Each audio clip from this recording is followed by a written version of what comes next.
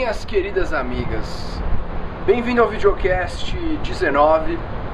Eu sou Pedro Sorrentino, alguém que acredita que é possível ser 1% melhor a cada dia. O tema de hoje é, lancei a minha startup, e agora? Antes da gente começar a falar do tema de hoje, eu felizmente tenho alguns recados e algumas coisas bacanas para compartilhar e passar com vocês, né? E é uma coisa que eu acho que eu vou começar a fazer mais frequentemente, assim, realmente cada vez mais a gente consegue acabar encontrando desculpas para não ficar gravando os vídeos e eu vou fazer o meu esforço ao máximo para voltar ao ritmo de um vídeo por semana. Primeiro recado é que, enfim, acabei de receber aqui no DHL e muito honrado e muito grato com o fato de que o Resolva-me saiu na capa da Pequenas Empresas Grandes Negócios desse mês, edição de junho de 2011. E, enfim, basicamente eles fizeram uma matéria com as 45 startups mais promissoras do Brasil e a gente teve a honra de não só estar na matéria, como estar na capa com apenas 2 meses de lançamento do nosso protótipo, né?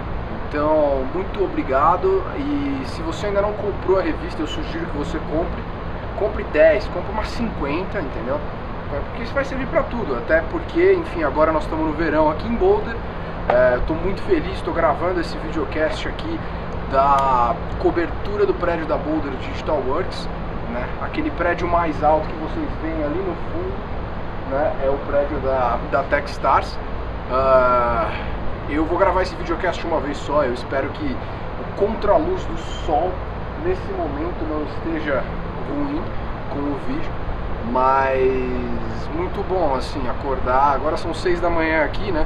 Eu acordei hoje às 4 para vir trabalhar e muita coisa interessante acontecendo, mas vamos direto ao ponto. Recado, além das Pequenas Empresas Grandes Negócios, outra coisa que eu gostaria de dizer é que se você assiste os vídeos e já instalou o Resolva-me, muito obrigado mesmo, muito obrigado mesmo. Na semana passada a gente passou 1000 usuários, então entramos para casa dos 4 dígitos, com muito pouco tempo de lançamento, e todos nós aqui temos o pé no chão e sabemos que ainda há um caminho gigantesco de evolução de produto e amadurecimento.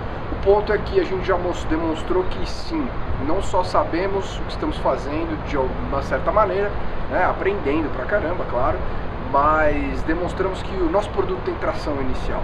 A gente está resolvendo sim um problema que é significativo para as pessoas, e isso nos trouxe, né, como um time, uma alegria muito grande. E assim, se você está assistindo o vídeo e não instalou ainda o Resolva-me dentro do seu Facebook ou não conferiu o nosso site ou o nosso blog, por favor, vá para resolva.me e lá você deve encontrar os caminhos para como entender exatamente o que a gente está fazendo. Terceiro ponto, eu acho que assim, um dos posts que mais bombaram esses dias no meu blog foi um que rolou, que eu fiz há um tempo atrás, sobre o fato de que eu passei o mês de maio, né, no Brasil, e como que foi a minha percepção tendo, assim, começado como empreendedor aqui nos Estados Unidos e aí a minha percepção do mercado de startups brasileiro, assim. E é muito curioso isso, me lembrou muito o episódio do Man in the Arena que o Daniel Reis fez, antes do episódio que eu tive a honra de participar, que a gente vive uma fase desse novo empreendedorismo do qual eu faço parte, na qual existem uma série de fanboys, assim, do empreendedorismo. Eu não sei se a gente que tomou o Kool-Aid de ter assistido o filme do Facebook acha que fazer startup é que nem ter banda emocore, ficar milionário e comer um monte de grupos, porque definitivamente essa não é a pegada. É claro que é perfeitamente possível você continuar com a sua vida sexual e manter uma diversão dentro da sua vida, mas esse glamour falso em cima do empreendedorismo é um negócio que eu acho que é muito importante a gente acabar e, assim, colocar os pés no chão. Essa euforia moral é super importante, porque todo mundo tem que estar com a autoestima alta para seguir em frente e empreender. Os desafios são constantes, difíceis de ser superados, e tem dias que é aquela montanha russa emocional. Você se sente no topo do mundo, sentindo que você está fazendo uma revolução incrível, e tem dias que você se sente simplesmente um merda.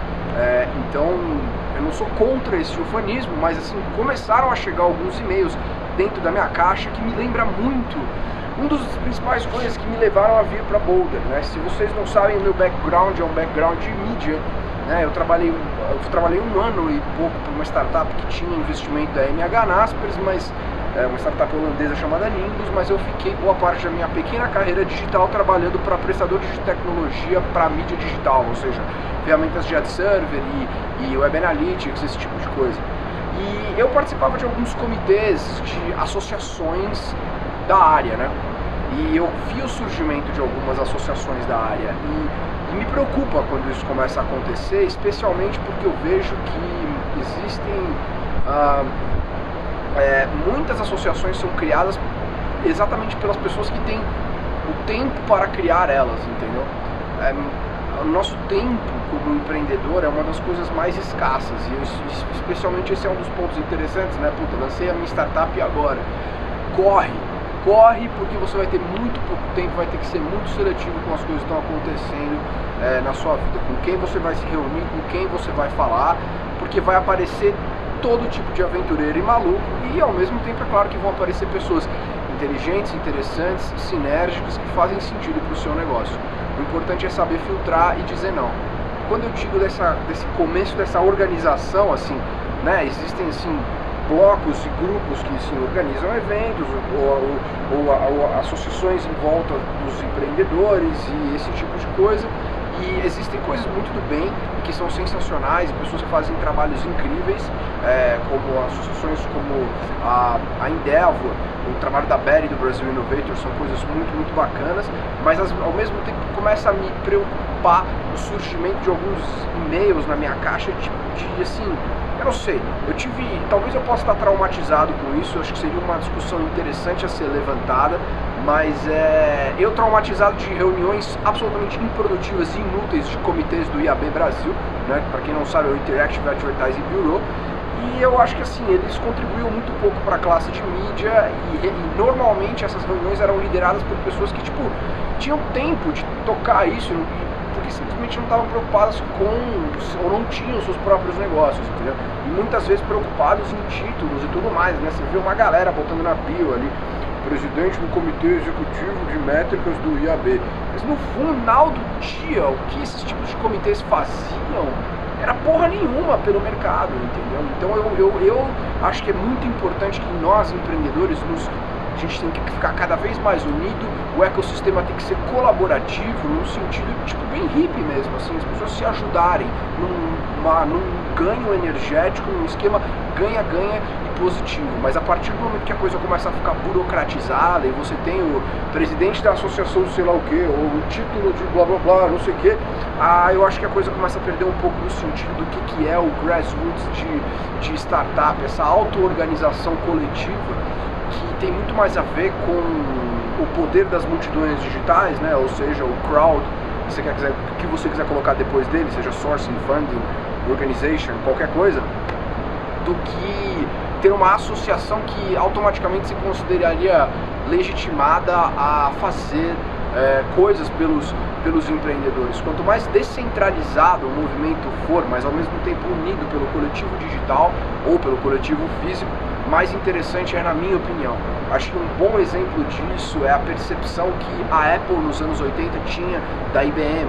Né? Quando a Apple lançou o Apple II em 1978 e a IBM demorou 3 anos para lançar o IBM PC em 1981, mas na verdade trazendo o computador pessoal para o mercado corporativo e falando para a Corporate America que era safe ter um computador dentro do teu escritório, talvez um computador dentro da sua casa, a IBM ela tocou o projeto do IBM PC fora da IBM, porque eles tinham tantos comitês de aprovação para as coisas que nada era resolvido e feito. Eu sou mais do que a favor que o ecossistema se organize e que a gente esteja cada vez mais unido para mostrar que o empreendedorismo é uma opção de carreira absolutamente viável, independente de onde você está. Mas eu sou totalmente contra a reunião de comitês inúteis para aumentar a burocracia ou ficar discutindo o sexo dos anjos, entendeu? Pô, vamos ter um comitê sobre evangelização de práticas de Lean Startup Method, ensinar os empreendedores, trocar ideias, debater, acho 10. Agora, fazer evento com palestra, eu não sei. eu tenho uma opinião muito prática em relação a isso. E contrapartida, né, me mostrando absolutamente contraditória aqui, eu falei pra caramba e eu não comecei o conteúdo do videocast. Então vamos lá, você lançou a sua startup, né? Putz, e agora? Eu lembro que alguns vídeos atrás eu tinha dito que o mais difícil, né, era o 0 ao 1 da startup. É evidente que eu falei isso porque eu nunca tinha vivido o do 1 ao 1.1, ao 1.2, ao 1.3.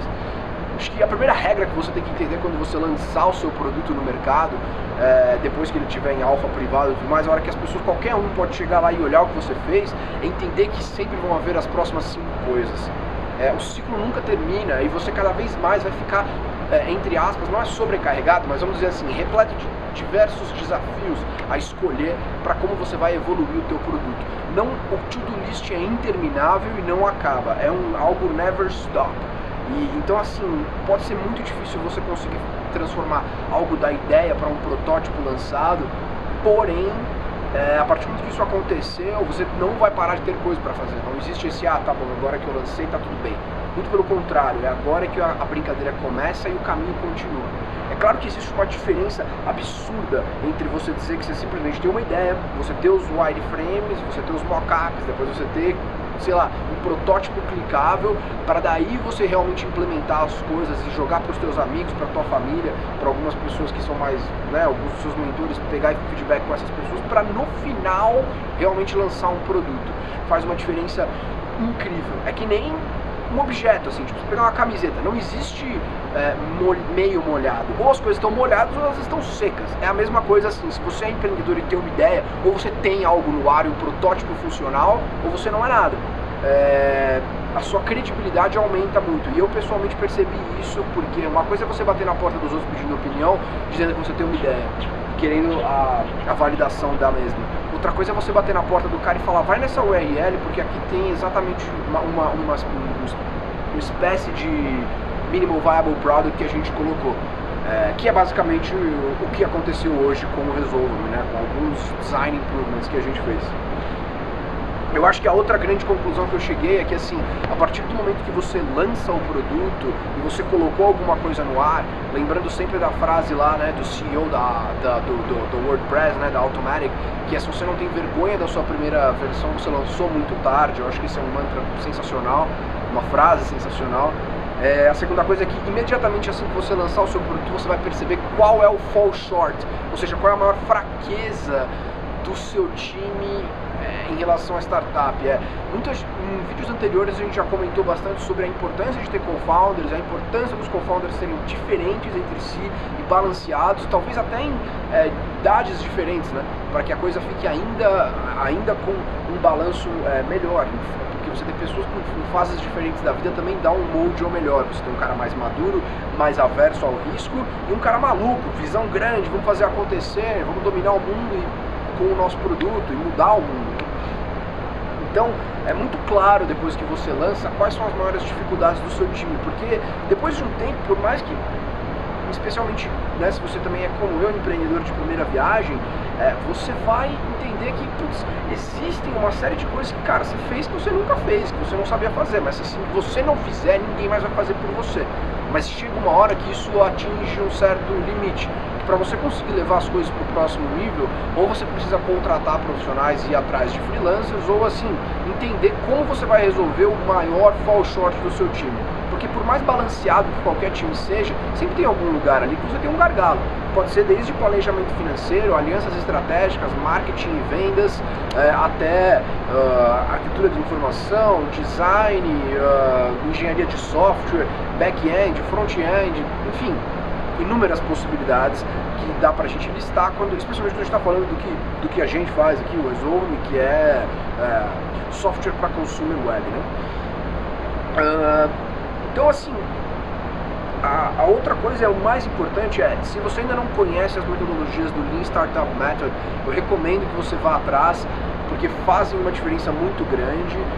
Existem pessoas hoje no Brasil que sabem muito mais de Lean Startup Method do que eu, como é o caso do Eric, que é o dono do Manual da Startup, né, aquele blog muito interessante que você deveria conferir. Mas a minha percepção é que o Lean Startup Method tem nos ajudado bastante a colocar os pés no chão e simplesmente dar os próximos passos à frente com muito mais certeza, né? Então é uma diminuição da probabilidade de erro trabalhar em cima desse tipo de metodologia. Então, qual é o próximo passo, basicamente, quando você lançou a primeira versão? Então, sim, entender os seus fall shorts, né? Mas depois é a questão das métricas, né? Isso tem tudo a ver com o Lean Startup Method.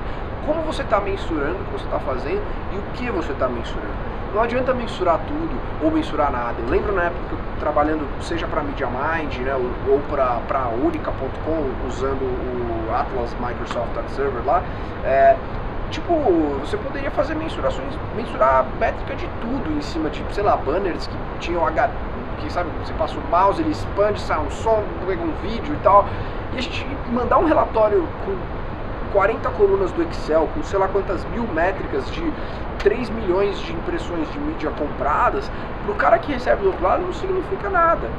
No final do dia a campanha dele vai ter 2 ou 3 KPIs, né? O que é KPI, se você não sabe, é Key Performance Indicators, que basicamente são os pontos que vão indicar aquilo lá que você a performance que você está mensurando, ou seja, o que fez a diferença, se isso foi bom ou ruim, né? Foi uma merda ou deu certo, entendeu? Então é importante você entender quais são os KPIs da tua startup, né? E escolher 2 ou 3 no máximo. Se você está mensurando mais do que isso, você está mensurando demais. E aí isso quer dizer que você vai agir de menos.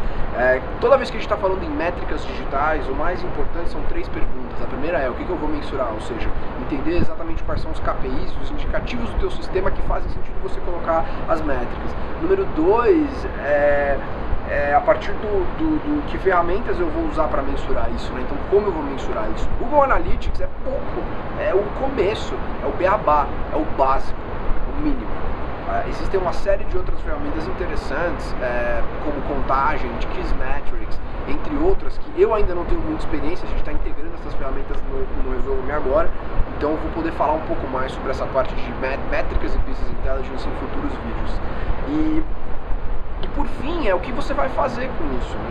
Mensurar por mensurar não faz sentido nenhum. É que nem você guardar dinheiro só para guardar dinheiro. Tipo, não faz sentido. Toda vez que você está guardando dinheiro, você tem algum ponto para que você está guardando essa grana. Vou guardar esse dinheiro para aplicar em alguma coisa, vou guardar esse dinheiro para comprar algo que eu preciso, para fazer um investimento, para viajar, eu não sei. A mesma coisa quando você está mensurando. Por que você está mensurando e quais vão ser as atitudes, as ações aquelas métricas que você está mensurando vão resultar. E por fim, para terminar, já que enfim, o dia está começando, agora são 6 horas da manhã em ponto, na verdade. A importância de falar não. Eu não sei se isso talvez tenha a ver com o fato de ser uma revista nacional e pequenas empresas, grandes negócios, mas assim, tem muita gente estranha nesse mundo aí, e muita gente que manda uns e-mails nada a ver. A gente recebeu coisas bizarras, até de gente pedir doação para associação de empreendedores já, assim, sabe, tipo scam total, e no e-mail do Hotmail, assim, coisa medo. Mas é claro que existem muita gente incrível, interessante. Acho que a nossa tendência é acabar sendo sempre mais negativo, o que não é o caso, né? Tem muita gente fazendo trabalhos incríveis e trabalhos sérios. O mercado de startup brasileiro está crescendo e a coisa está acontecendo. O ponto é que é importante você saber selecionar, falar não, falar sim, entender que hoje, ainda quando você está nesse momento que somos nós, ou seja, nós estamos num período de transição para nos dedicarmos 100% à startup, com um produto que ganhou tração, ganhou amor da imprensa, as pessoas estão começando a falar, estão usando e tudo mais, e você chega num ponto que você fala, tá bom, então chega, né? Vamos fechar as portas dentro de casa e trabalhar para fazer um produto sensacional. Existe um limite de quantos calls por Skype ou reuniões a gente consegue fazer por dia. Então não saia por aí abraçando o mundo, falando com Jesus, Maria e José, ou ficando o dia inteiro no Twitter interagindo para ser cool. E foque no teu produto, foque em trabalhar ali. É importante dar um tempo às vezes em ficar indo nos eventos, fazendo PR, fazendo as coisas. Isso tô falando de um cara que, cara, eu adoro, eu sou um networking junkie, mas mesmo assim é super importante entender a hora de focar, construir algo significativo para fazer a diferença na vida das pessoas e conseguir realmente ter sucesso em condições de absolutamente incertezas, porque acho que é isso que realmente é empreender. Muito obrigado mais uma vez pela tua audiência. Se você assistiu até agora, até o final, parabéns pela paciência, e instale o Resolve-me. Instale o Resolve-me e instale o Resolve-me. É isso aí, gente. Muito obrigado, um abraço, tchau.